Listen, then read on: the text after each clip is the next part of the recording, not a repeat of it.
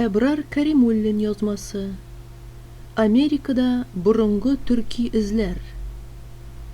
Америка индеецлары һәм төрки халыклар телләре арасындагы якынлык турында.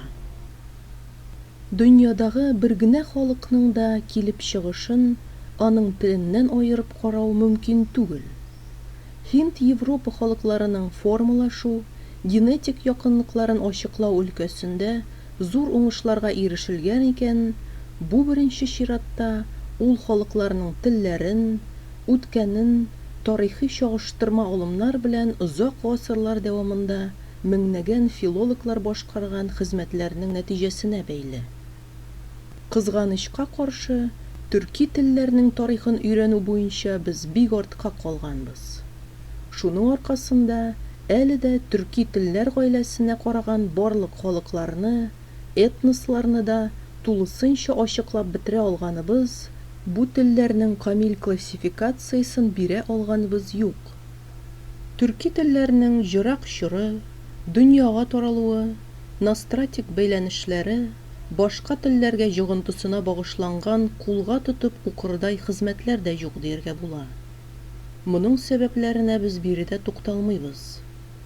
Менә шуннан чыгып, Россиядә төрки телләр өлкәсендә эшләгән урыс галимнәре төрки телләр бары 3-5 гасырда гына барлыкка килгән, алар җәш телләр, ярлы, тарихсыз телләр дигән теориялар уйлап чыгардылар.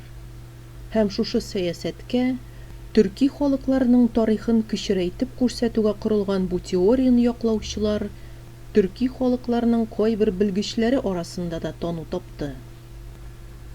Борынгы төрекләр тарихына керүнең, аның өйрәнүнең әһәмиятен аңлаган беренче кеше Кемаль Ататүрк булган диясе килә.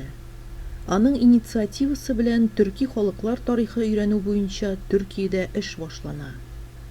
Бу халыкларның иң әүвәлге чорларын яктыртуны Ататүрк тәкъдиме белән Садри Максуди Арсал үз өстенә ала. Аның бу хезмәте Искитлер Сакалар исеме астында 1933 елда Әнкарада чыккан Түрк тарихының анахатлары мәҗмуганың 5-нче сонында дөнья күрә. Махсус рәвештә борынгы төрки халыкларының тарихын һәм телен тикшерүгә багышланган башка хезмәтләрне мин белмим. Ә менә төрле исемнәр астында җөргән кайбер кавемнәр, кабиләләрнең телләренең төрки телгә мөнәсәбәте, төрки телле булуы турында хезмәтләр соңгы вакытларда бераз күренгәли башлады. Алар арасында мин Садри Максудиның кызы Адилә Айданың этрускларның теле турындагы монографик китапларын күрсәтер идем. Аппенин ярыматавы, Италия, Греция территорияләрендә безнең эрга хәтле 1000 ел элек яшәгән, тарихта Этруск исеме белән билгеле булган халыкларның телен өйрәнеп, Адилә Айда аларның төрки телле кабиләләр булуын күрсәтә. Адилә Айдәгә хәтле Төркиядә яшәүче, чыгышы буенча татар булган тел галиме Казим Миршан да шушы ук нәрсәне күргән.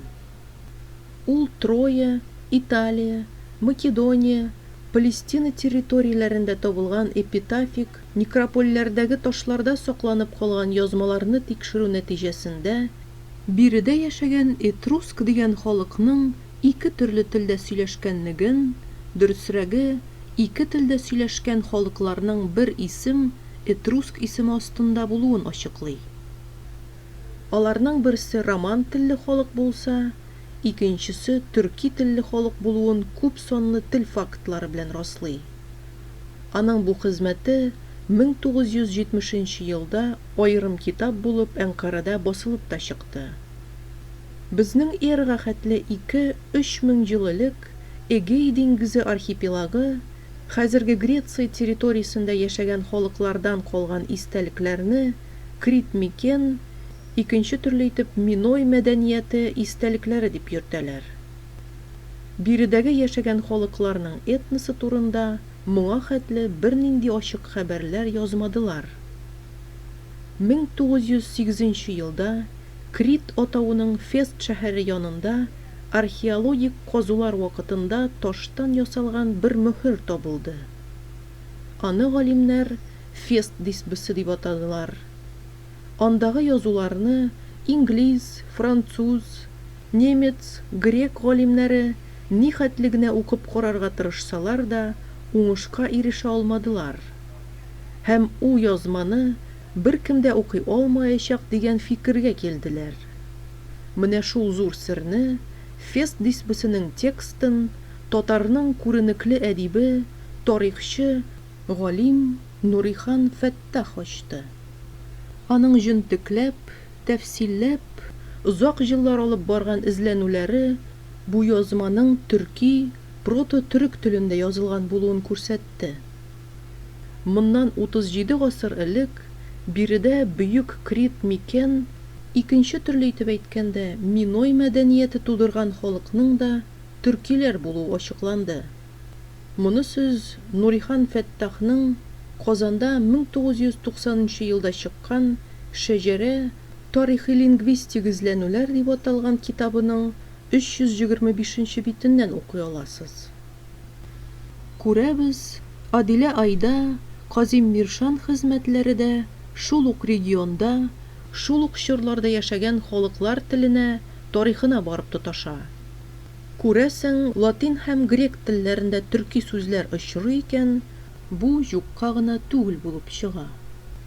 Эгей архипелагы Аппенин ярым атауы тирәсендә генә диярлек булган борынгы цивилизация учагы, Тигр белән Ефрат елгалары арасында чәчәк аткан Шумер исемен йөрткән халыкның мәдәнияте дә безнең төркиләр өчен ят түгел икән. Безнең эрага хәтле 3000 елларда барлыкка килгән Шумер мәдәниятенең күп санлы язма истәлекләре сакланган. Бу язмалар белән таныш, аны өйрәнгән галимнәр Шумер халкы телендә төрки сүзләрне шактый табалар. Заманыбызның күренекле шагыйре һәм тарихчы галим Олжас Сөләйманов та моңа игътибар итә һәм үзенең Аз-Ия дигән китабының Шумер намы дигән өлешендә шуны күп мисалларда раслый. Моннан бер ел элек кенә Төркиядә Муаммар Аль-Варан исемле галимнең Дөнья көзгесе дигән газетада Глозаль хәрефләре дигән мәкаләсе басылып чыкты. Ул анда югарыда искә алынган Казим Миршанның Франциядә Виши регионында табылган борынгы бер язманы укуу турында яза. Галим аны төрки телдә укый. Аның язу стиленең хәтта руник язу формасына да якын булуын, этруск язуларына да охшаш булуын тикшерә.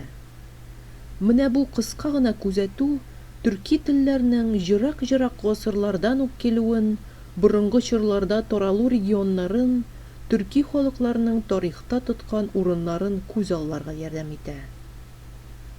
Форсаттан файдаланып, шуны да искәртеп үтү лазымдыр. Төрки халыкларының борынгы ватаны Азия, Җырак Азия дигән карашта дөрестлектән җырак булып чыга. Безнең карашыбызча, дәлилләрен биредә китереп тормыйбыз, ул озак вакыт сорар иде. Прото-төрекләрнең иң борынгы ватаны Төньяк Көнчыгыш Африка булырга тиеш.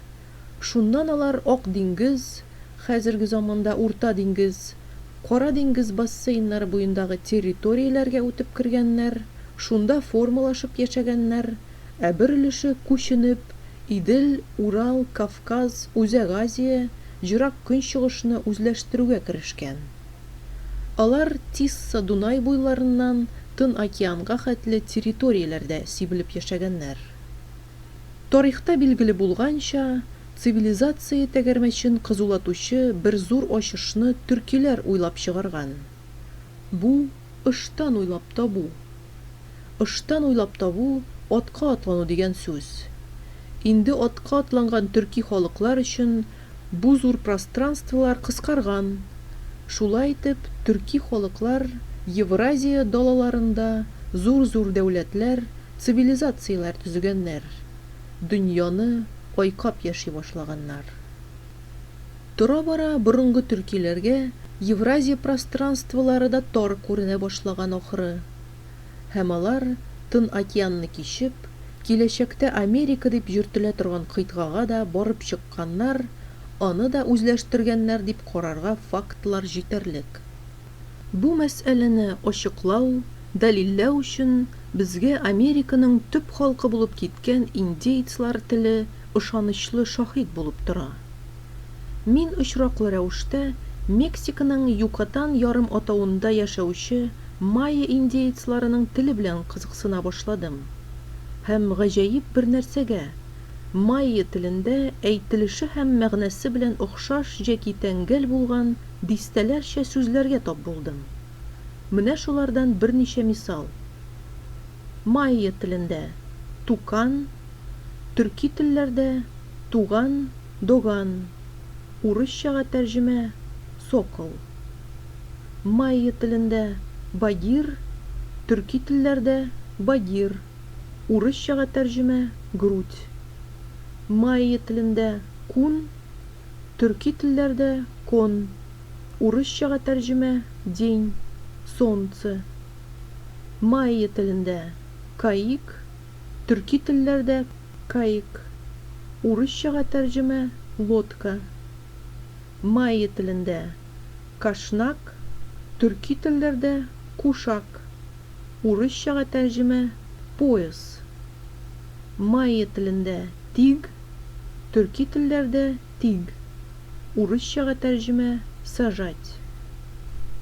Майя телендә тур, төрки телләрдә тор, урысчага тәрҗемә остановиться.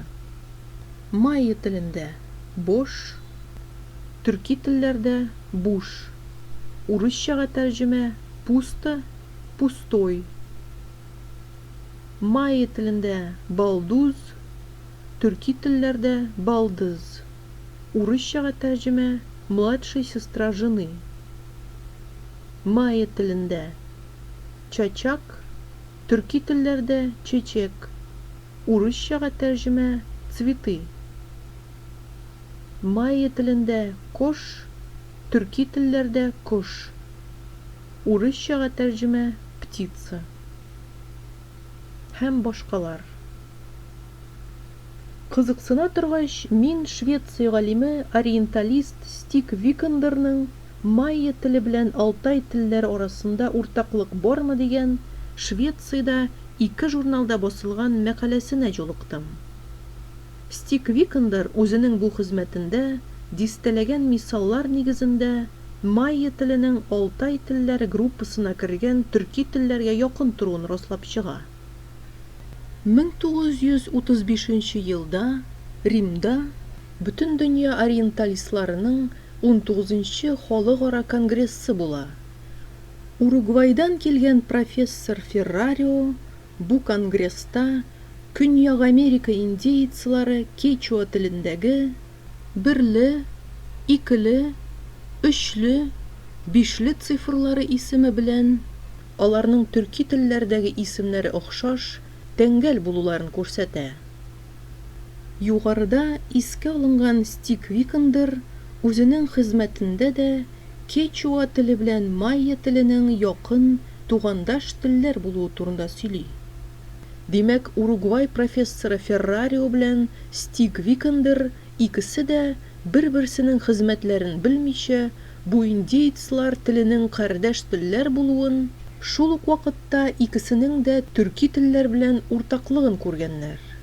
Алар китергән мисалларның кайберләрен күрсәтеп үтик. Кечуа телендә булам, төрки телләрдә бурам, урысчага тәрҗемә кручу, верчу. Кечуа телендә агри, төрки телләрдә огри, урысчага тәрҗемә вор. Кечуа телендә пой, төрки телләрдә ой, урысчага тәрҗемә игра. Кечуа телендә ыра, төрки телләрдә ара, урысчага тәрҗемә сестра. Кечуа телендә күк, төрки телләрдә кок, урысчага тәрҗемә небо.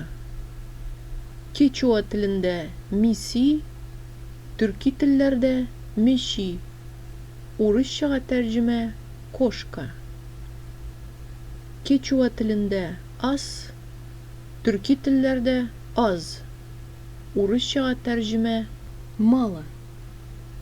Кечуа телендә ку, төрки телләрдә ку.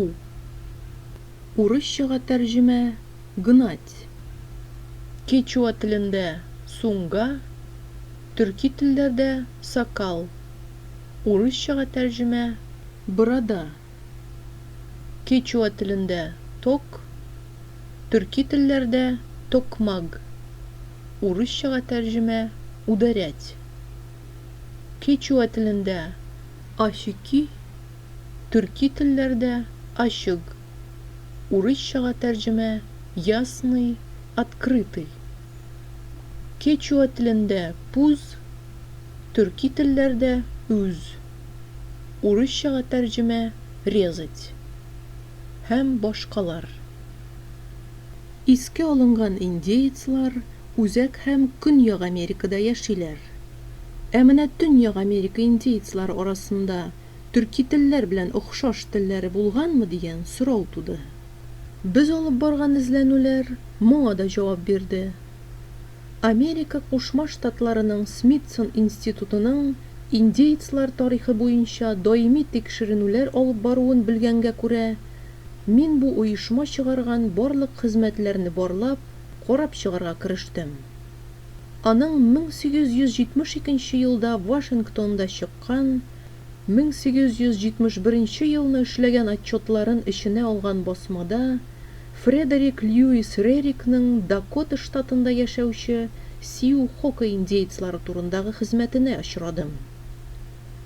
Бу хезмәтендә ул үзенең Дакота штаты индеецлары арасында берничә ай яшәвен, алар белән аралашуын, тел, гореф-гадәтләрен өйрәнү белән шөгыльләнүен яза.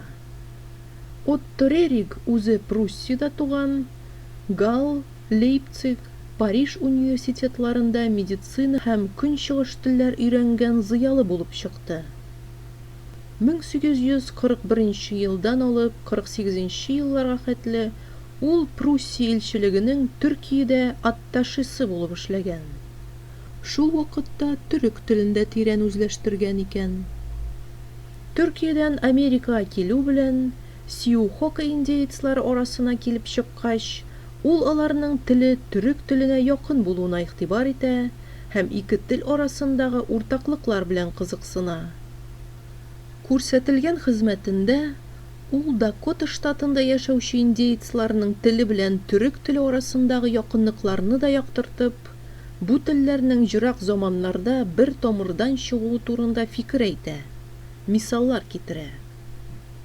Минем үземә Вильямсон төзегән Инглиз Дакота сүзлеге дә очрады. English Dakota School Dictionary.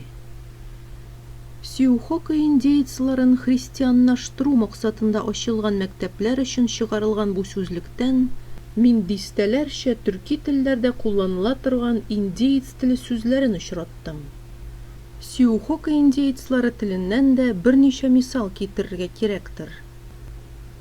Сиу-Хока телендә юдык, төрки телләрдә юдылк. Урысча тәрҗемә глотка. Сиу-Хока телендә ощу, төрки телләрдә ощу. Урысча тәрҗемә пить. Сиу-Хока телендә ясы, төрки телләрдә ясау. Урысча тәрҗемә сделать, приговорить. Сиу-Хока телендә куа, төрки телләрдә куа. Урысча тәрҗемә гнать. Сиу-Хока телендә капы, төрки телләрдә кепе. Урысча тәрҗемә вершина. Сиу-Хока телендә вата, төрки телләрдә вату. Урысча тәрҗемә разбивать.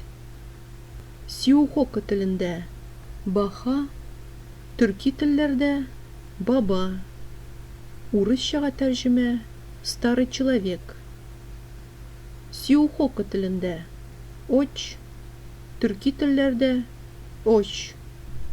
Урысча тәрҗемә три. Сиу-Хока телендә таң, Төрки телләрдә таң. Урысчага тәрҗемә заря. Сиухока телендә болын. Төрки телләрдә болын. Урысчага тәрҗемә лук. Сиухока телендә ху. Төрки телләрдә су. Урысчага тәрҗемә вода. Һәм башкалар. Америка индеецлары телләре белән кызыксыну аркасында мин бу халыклар турында язылган йөзләгән китаплар, истәлекләр белән таныштым.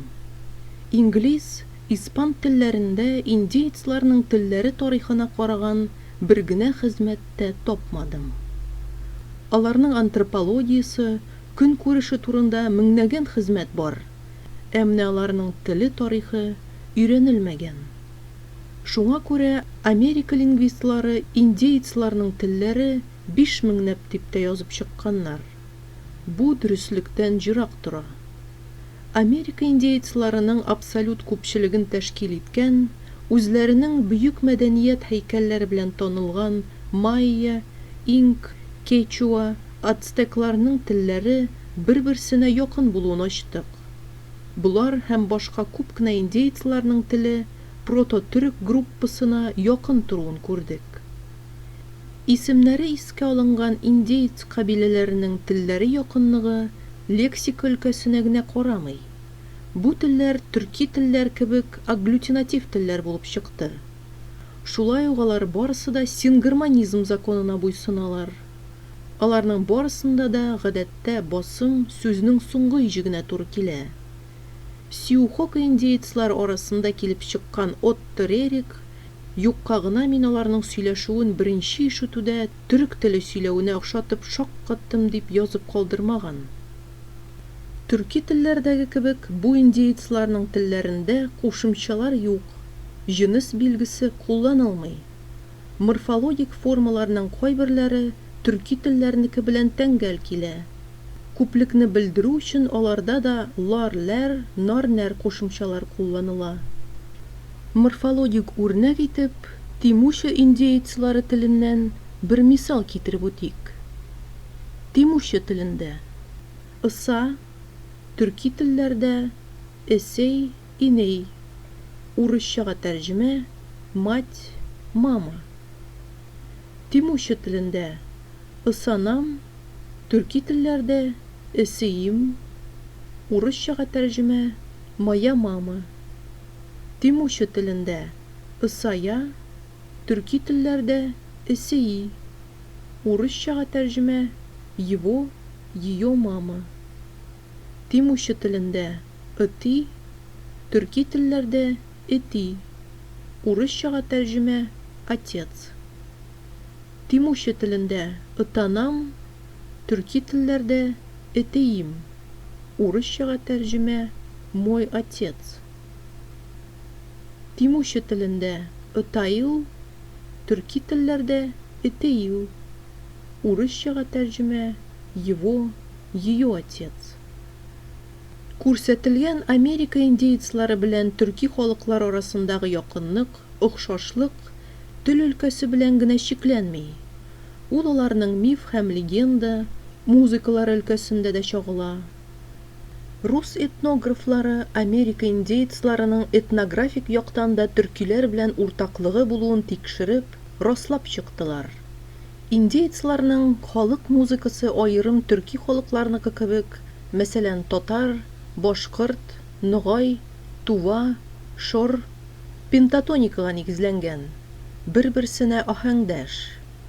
Индеецларның музыкасы Кытай, Вьетнам, Корея, Япон халык музыкасы, шулай ук Океаниядә яшәүче җирле халыклар музыкасына да охшаш пентатоник музыка. Менә бу нәрсәләр Америкага беренче мәртәбә кешеләрнең кайсы яклардан үтеп керүләрен фараз кылырга да мөмкинлек ача. Америкага кешеләрнең кайсы эпохаларда үтеп керүе төгәл генә ачык түгел. Һәр хәлдә соңгы бозлавык заманы моннан 25-30 мең еллар элек була. Бу чорда океаннардагы суларның тирәнлеге 300 метрга хәтле сайыга. Һинд Кытай субконтинентыннан Австралияга кадәр бу вакытта ялан аяк диярлек үтеп булган. Менә шул маршрут буйлап кешеләр беренче мәртәбә Америкага да үтеп кергәннәр булырга тиеш. Анда беренче тапкыр үтеп керү Чукотка, Аляскадан түгел, Азиядан Океания аркылы булган булырга тиеш.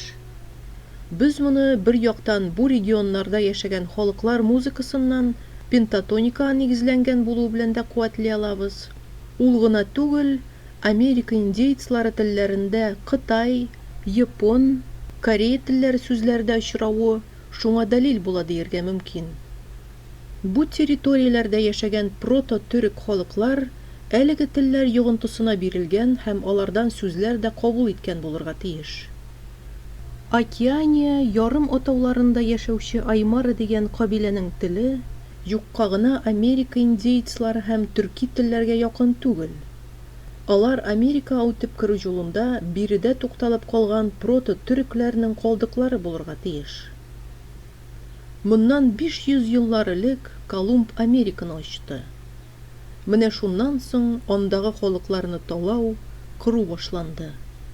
Аларның кулъязма китапларын утка яктылар, алтын җәүһәрләрен таладылар, шәһәрләрен яндырдылар. Әле 17нче гасырда 8 миллион индеец яшәгән Төньяк Америкада хәзер нибары 80 мең чамасы индеец калган. Аларның азмы күпме күбрәк сакланган урыны Мексиканың Юкатан ярыматауында, джунглиларда. Хәзер анда 2 миллионга якын майя кешеләре яши дип исәпләнә. Дөрес, Американың индейцлар яшәмәгән дәүләтләре юк. Тик инде аларның күбесе үз телен, мәдәниятен онытып бетерә язган. Мексикада әле генә булып алган кораллы көрәш андагы индейцларның үзләренең кем икәнен онытмауларын, мөстәкыйльлек рухының яшәвен күрсәтә. Кайбер индейцлар үзләренең телләрен, милләтен торгызу буенча да эш алып баралар. Шуның нәтиҗәсе буларак, Перу, Чилида хәзер кечуа теле аякка баса башлады. Бу илләрдә испан теле дә дәүләт теле буларак кулланыла. Кечуа телендә радио тапшырулар, мәктәпләрдә кечуа телен укыту башланды. Кыскасы, Америка индейцлары теле әле ачылып бетмәгән серле бер дөнья. Аларның килеп чыгышы, Америкага үтеп керүе һәм аны үзләштерүе әле дә өйрәнелмәгән дияргә була. Хәтта аларның телләренең классификациясе дә ясалмаган. Америка индейцларының тарихыннан башка халыкларның бөек күченешләре, җир шарын колонизацияләү, кешелек мәдәнияте үсешенең тулы тарихын тудыру мөмкин түгел. Әгәр Америка индейцлары телләрендә Һинд-Европа лингвистлары үз телләре белән уртаклык элементларын тапкан булсалар, инде алар бөтен Американы айкап чыккан булырлар иде. Америка индейцларының телен, аларның килеп чыгышы һәм Америкага үтеп керү юлларын ачыклау, аларның телләренең төрки телләр белән уртаклыгын өйрәнү төрки телләр галимнәре, тюркологлар бурычы булып кала. Бу нәрсә төрки халыкларының борынгы тарихын, аларның мәдәниятен, кешелек тарихында тоткан урынын төгәлрәк, тулырак ачарга ярдәм итәр. Төрки халыклар турында Һинд-Европа галимнәренең тенденциоз, ялгыш карашларын фаш итәргә дә юллар ачар иде. Автор Әбрар Кәримуллин. Язма Казан Татарстан китап нәшриятендә 2005 елда чыккан Безнең кардәшлек дип исемләнгән китаптан алынды. Аудио язманы ясау audiokitaplar.com веб-сайты.